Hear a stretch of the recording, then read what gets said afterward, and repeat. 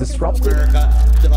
Weird thing to happen. So it gives me nothing but sadness and empathy for the recent news that over in the Gaza fronts that we know that was sadly eventually was going to happen because of just how awful the IDF, the Zionists, were going to treat the Palestinians, even though they fabricated themselves as, you know, hey, we're willing to reach out to these people. We're bringing aid to them. We're trying our best, but, you know, that Hamas just keeps storming in and just doing their worst. Well, there's no explanation for something like this. There's no explanation to describe just how barbaric this has become. So Israel kills 32 starving Palestinians in the latest U.S. aid point, calling it a massacre. Eyewitnesses say that they were ambushed while lining up for food aid as soldiers opened fire, aiming at heads and chest. And what makes this even more sad, what makes this even more devastating, is we kind of already knew this was going to happen. That their whole intention, the even reason that they're even allowing food aid to be at this point, as much as Zionists and Israelis would like to believe themselves as being, you know, good people, that, oh, they silently had a change of heart.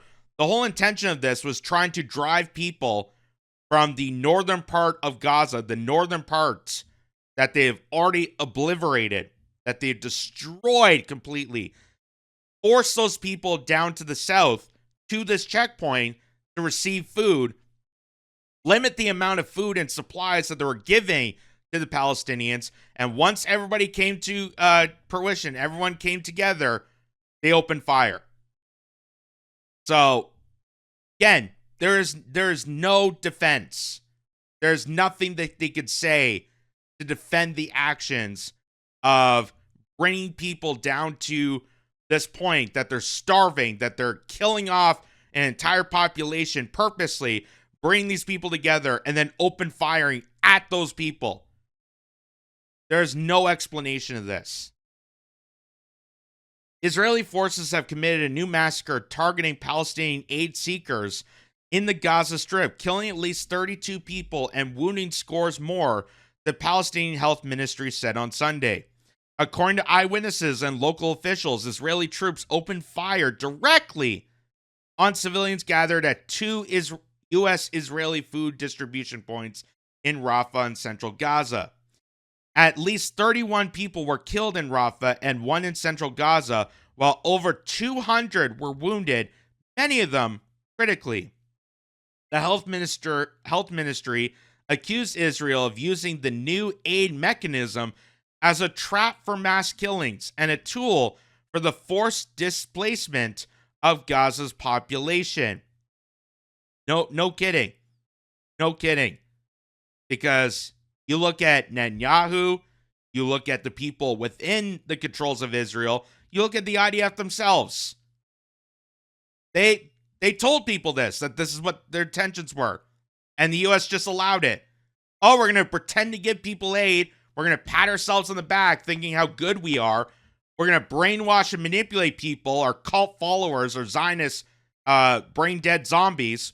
We're going to manipulate them to think we're doing good, but then secretly ambush these people. Because again, the whole intention has nothing to do with October 7th. Nothing to do with the hostages. Nothing to do with Hamas. Their whole intention is to completely eradicate the population of Palestine. The whole intention is to serve the needs of the greater Israeli project. It added that those killed in the massacre had single gunshot wounds to the head or chest, indicating clear intent to kill. In Rafah, thousands were instructed to queue some 500 meters from the U.S. distribution point at the Al Aman roundabout. Local journalist Mohammed Gharib told Middle East Eye. As crowds approached the area, Israeli forces rained down bullets on them from every direction, eyewitnesses say. I was standing among the crowd, but when people started rushing toward the distribution point, I couldn't move with them because there were hundreds pushing forward, Marwa Al-Nauku told MEE. Then a quadcopter appeared and began firing at them. After that, the Israeli army opened fire directly on the crowd, and American security forces fired tear gas canisters. Dozens were killed and injured as people ran in every direction trying to escape. And I know there's people out there that are defending this and saying that, well, we weren't sure that Hamas was in those crowds and using those people, so that's why we had to open fire at people. You're again, you revealed the game already. You already revealed the game. The whole intention was to drive people from the northern part of Gaza that you completely destroyed, bring them towards this aid checkpoint, pretend that you're going to give them aid, and then massacre them. That was already said. That was already set in stone by the Israelis. They already revealed the game. So they can't counteract that. They can't make a complete 180 and say that, oh, well, we didn't want to do this. We're trying to defend the people from Hamas. You know, all the Hamas people that were gathering food. Like, shut the hell up. Shut the hell up. It had nothing to do with Hamas. It had nothing to do with Hamas. It has nothing to do with October 7th. Nothing to do with the hostages. You have lost all credibility at this point. You have lost all credibility to make any excuses for this. In both Rafah and central Gaza, eyewitnesses described the incidents as ambushes carried out by Israeli forces. In coordination with American security personnel working for the Gaza Humanitarian Foundation, starving civilians were instructed in the early hours to go into a designated point near the Wadi Gaza bridge, ostensibly to receive aid. Instead, they were met with direct gunfire, according to the Gaza-based government media office. Many remained trapped under continuous gunfire in the vicinity of the aid center, the office reported. A similar scene unfolded in Rafah, where thousands were gathered overnight to receive food. They told us to go to this humanitarian zone to receive food, and then they killed us. Arafat Simon, a survivor, told MEE. Simon's brother was killed. The two had arrived at the aid site at 11 p.m. on Friday, hoping to bring back food for their starving children. The Americans are lying to us. Since when have they cared about humanitarian work, he said. They call it a humanitarian point, then kill us there. According to the media office, Israeli forces have killed at least 49 Palestinians and injured 305 others at GHF-run distribution centers since the operation began on May 27th. So, again, this has nothing to do with Hamas, because they're doing this continuously. They're massacring people, and it's already been described. If you want to know the truth about what's happening in Israel, go look at Israeli media. Go look directly at the horse's mouth itself. Go look at Israeli media. Go watch their interviews. Go read their articles from Haaretz or the Jerusalem Post or the Times of Israel, because they directly state their whole intentions of stuff like this. It was never to give humanitarian aid, and even if they were, even just hypothetically, that we're kind of sorry for the Gazans and we're going to bring food to them. It's only limited resources. They're only going to limit a certain amount of food to people, which, again, is a war crime. They're doing collective punishment on Gazans, on civilians that were not a part of anything that happened on October 7th.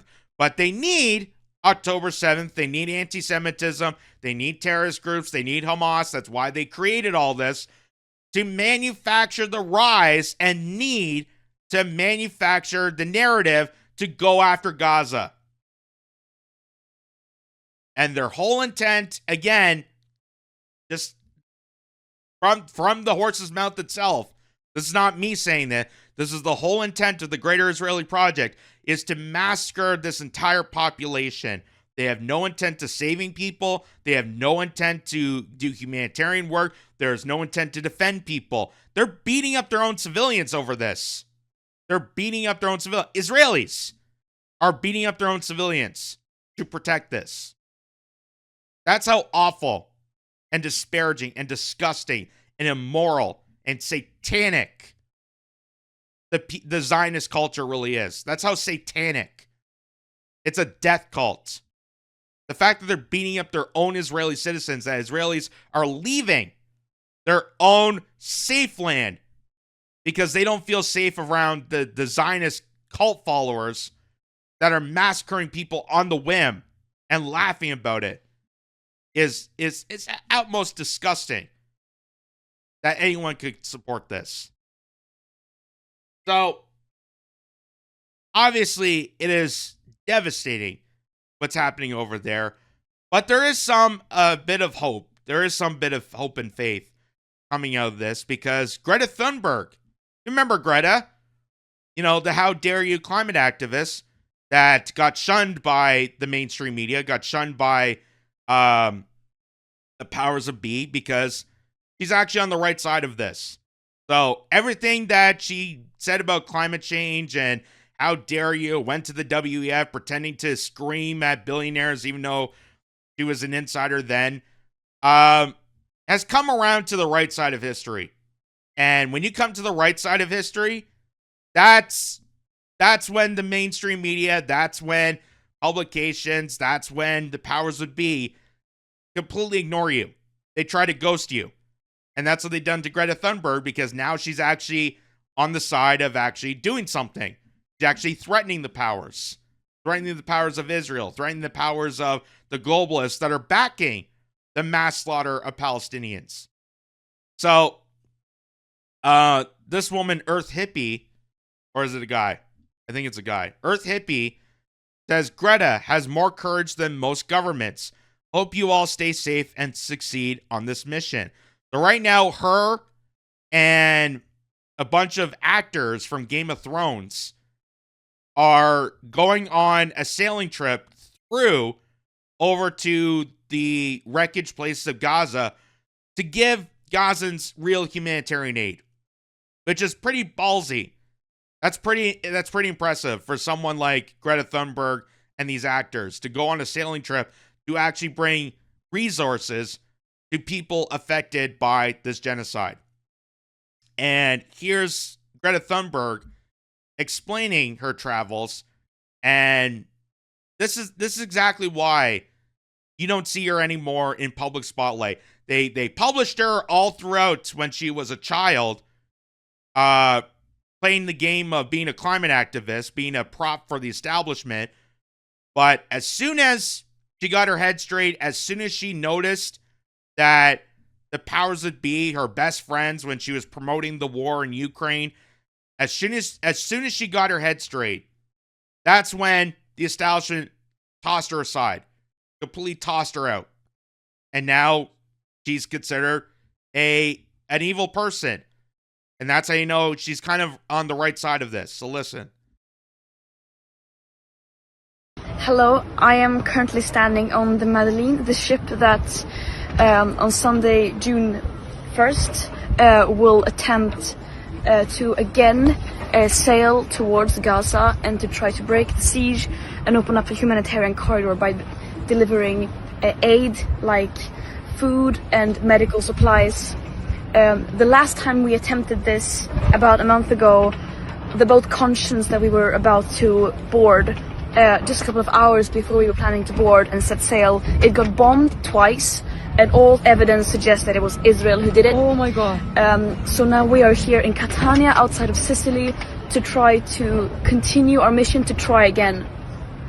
because currently we are watching a systematic starvation of 2 million people, a live stream genocide, and the world's silence is deadly. That is why we have to keep trying everything we can, even if the odds are against us, to try to protest and do everything we can to stand against Israel's atrocities and war crimes, and to support and stand in solidarity with the people of Palestine. So keep your eyes on deck, continue flooding the streets, organize, boycott, and do everything in your power to stand for Palestine. Alrighty, so you gotta admit, regardless of what people feel about Greta Thunberg, I know we mentioned extensively about her past and how she was kind of used as a prop for the establishment that claimed to be on the side of climate change, and how much of a charade, a scam that was. I give credit to this. I give full support to this, especially knowing the fact that you're doing a deadly mission. Like, and I have to be careful of what words I say because we're going to be on YouTube for this. This is a self-deletion mission. Like, you're going on a sailboat to give food to people against the whims of the powers that be, the most heinous, awful, disparaging monsters on earth, the supremacist Zionist cult that bombed the last boat that you were on. And you're doing this again. You're doing this again with fellow other activists and actors.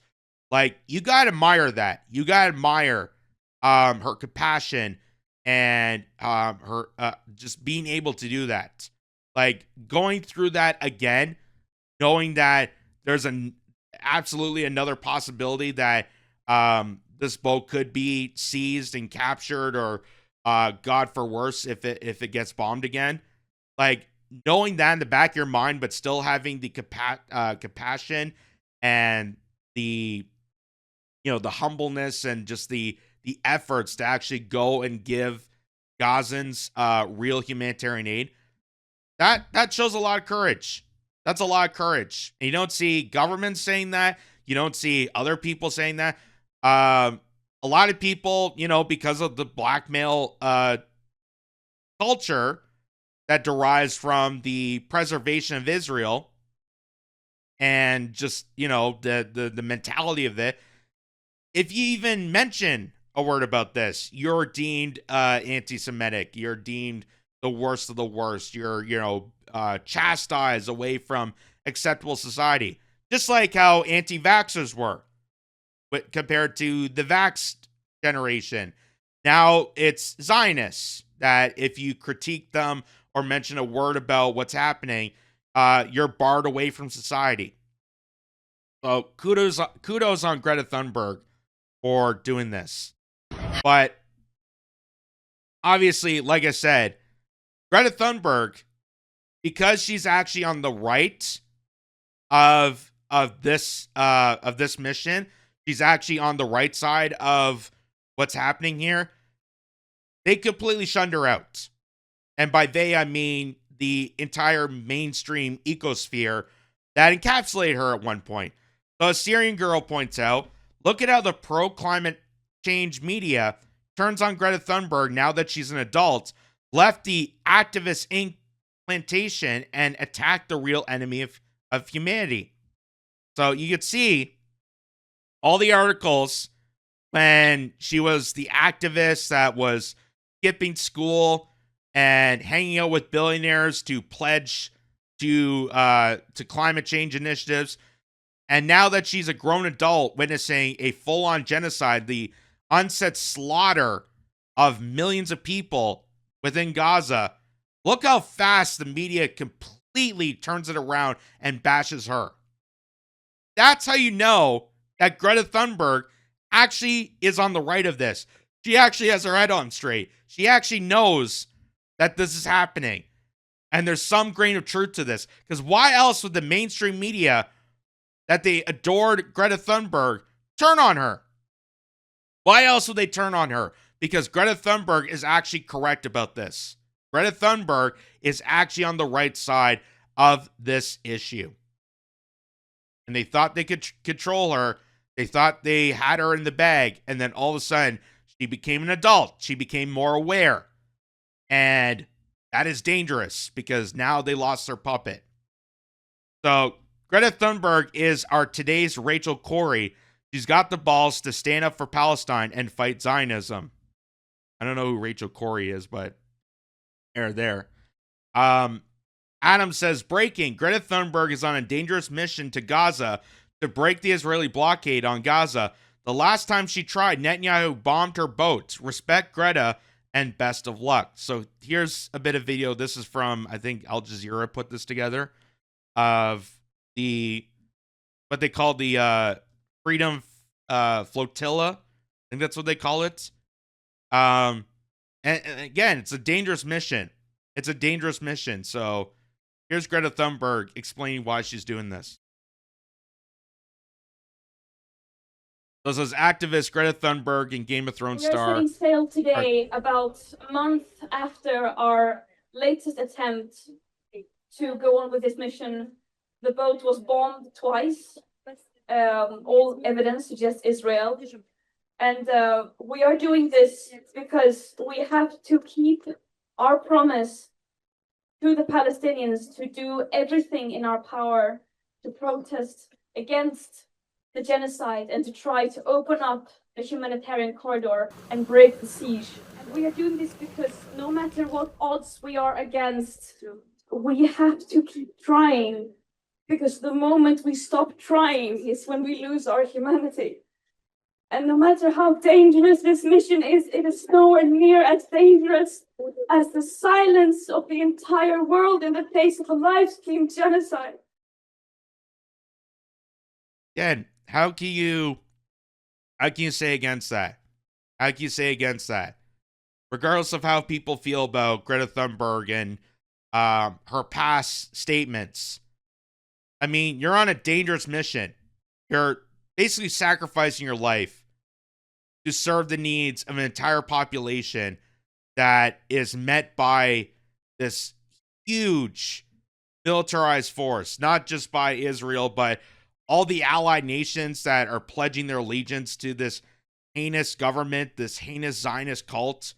How can you be against this? Well, there are some people. As Medea Benjamin points out from Code Pink, that Senator Lindsey Graham didn't just mock Greta Thunberg. He wished her harm and 9 unarmed humanitarians on a ship trying to bring food and medicine to Gaza. Let that sink in. A U.S. senator encouraging an Israeli attack on a civilian aid boat. Shame on Lindsey Graham for promoting this violence. Greta Thunberg and the crew for the mailing of our heroes. So here's Lindsey Graham's statement about it. When international institutions, our government, and the international community in itself fails to uphold any human decency and leaves us with nothing but impunity for those responsible for ecocide and genocide, then it falls on us to be the adults in the room. Did you see the disgusting tweet that Senator Lindsey Graham put out? It was a picture of the Madeleine, the boat that's trying to get to Gaza with food and medicines. And he said, I hope Greta and her friends can swim. He was referring to Greta Thunberg, who was on the boat with 9 other courageous, unarmed humanitarians. So Lindsey Graham is basically saying that he hopes Israel will do what it has done in the past, which is attack ships that are trying to help the besieged population of Gaza. Lindsey Graham, let's not forget, is somebody who has taken over $1 million from the pro-Israel lobby. Lindsey Graham is a twisted and sick man. And let's not also forget that Lindsey Graham, the reason why he's such a huge advocate for the Ukraine war, as it's been revealed by him on national television, has nothing to do with Ukraine. Has nothing to do with Ukrainians, has nothing to do with security, has nothing to do with defending their democracy, and instead has more to do with the fact that Ukraine, surprise, surprise, has a lot of minerals, has a lot of mineral wealth. And as Lindsey Graham revealed on national television, that he wants to secure the United States of that mineral wealth. He doesn't want that going to Russia. He doesn't want that to go to China. He doesn't want the Ukrainians to decide their fate. That's the whole reason. The whole reason the Ukraine war even started and existed was because Ukraine was an opportunity to steal their resources. Just like Iraq, just like Afghanistan, just like Iran, just like all the places we bomb and destroy. If there's not a business component to these wars would not exist. We're not there to serve the needs of securing other people. We couldn't care less about anybody, not even our own people. That's what Lindsey Graham reveals, and that's exactly what a disgusting person he is. And there's even more to this. This gets even worse. So, Red Pill Media pointed this out. Says, why is a Jew threatening to kill Greta Thunberg on X? How is this not a violation of terms of services, call to violence? So this guy, this Arsen Ostrovsky, who's definitely on the side of being a Zionist supporter, says, oh, look, the little jihad Greta Thunberg is trying to get into Gaza to show solidarity with Hamas. First of all, you're talking about a white woman from Sweden. This is a white girl from Sweden. And you're calling her a jihadist because she's bringing food to children. She's bringing food. She doesn't have weapons. She doesn't have militia. It's basically her and 9 other people on a sailboat bringing supplies to children. And you're saying that she's a jihadist? It would be so sad if something were to happen to her flotilla. So this guy is making a direct threat to violence to her, to the people on that boat. That's a direct threat of violence. So how is that allowed on X? How is that allowed on social media? How is the government allowing to keep these accounts afloat? Oh, because those threats of violence actually work for the government. See, that's the game. That's the game. You're allowed to engage in violent threats. You're allowed to do it as long as it works in favor of the government. If it's just regular threats of violence on civilians, then yeah, we crack down on people. But if you're engaging on a threat of violence to just a random white woman from Sweden who was on an unarmed boat sending food and aid to children in Gaza, it's okay on X. It's okay because Elon Musk serves the needs of Israel, serves the needs of the Zionists. They're allowed to have this on. And what's even more disturbing is when I see comments like this, when I see posts from pure Zionist crap like this Arsen Ostrowski, like I've seen so many times before, sometimes I go snoop around to see who these people are, because some of them have very interesting backgrounds. Like this guy, like the Arsen Ostrowski, who just threatened Greta Thunberg, who's on an unarmed boat to send food and aid to children dying in a genocide. He's an international human rights lawyer. I kid you not. International human rights lawyer. And you just threatened a young woman on an unarmed boat sending food to children who are starving in a genocide. You're a human rights lawyer. That is the most disgusting part of all of this. Not the fact that you made a death threat, but the fact that You have the job, you have the position of being a human rights lawyer, and you're making open threats of violence to another human being so you can support the onset slaughter of other innocent human beings. How is this possible? How is he allowed to still have that title? How has he not been kicked out? Like, if, honest to God, how is he not kicked out? If Jordan Peterson's allowed to lose his practice of psychology, why can't this guy lose his practice of being a human rights lawyer after this disgusting post of threatening a young woman on an unarmed boat, sending food and medicine to children that are dying? How you can consider yourself an international human rights lawyer is just, it's so diabolical. It's so diabolical. But of course, as you can see in the rest of the description there, proud Zionist. So, being a proud Zionist apparently overshadows his position of being an international human rights lawyer. Apparently, human rights don't matter. As long as you're a Zionist, it doesn't matter. So, why is he allowed to have this position? Why is he not called to action? Why have they not barred him from being a human rights lawyer after demonstrating how disparaging and disgusting and how he really does not care about human rights whatsoever? So, here's also to sum up too.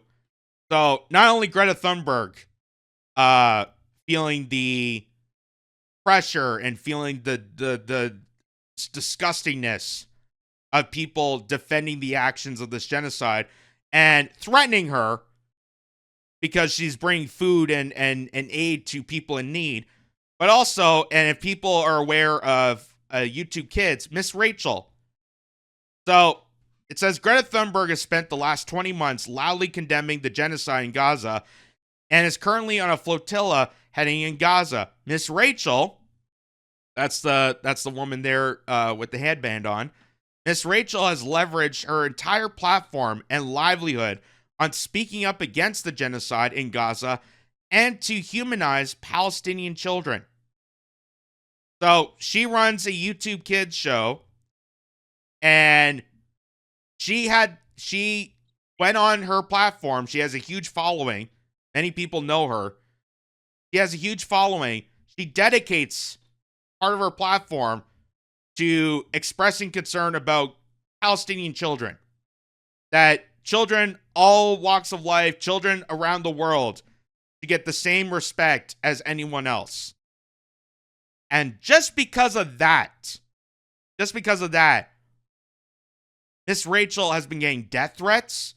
Miss Rachel they're trying to bar her away from YouTube Kids, even though she's the most popular content creator for YouTube Kids. They want to exile her, all because she recognizes Palestinian children as anyone else's child. Because she says they're God's children, regardless of your background, regardless of where you come from. They're all part of God's creation, and we need to respect and tolerate them the same as any other child in the world.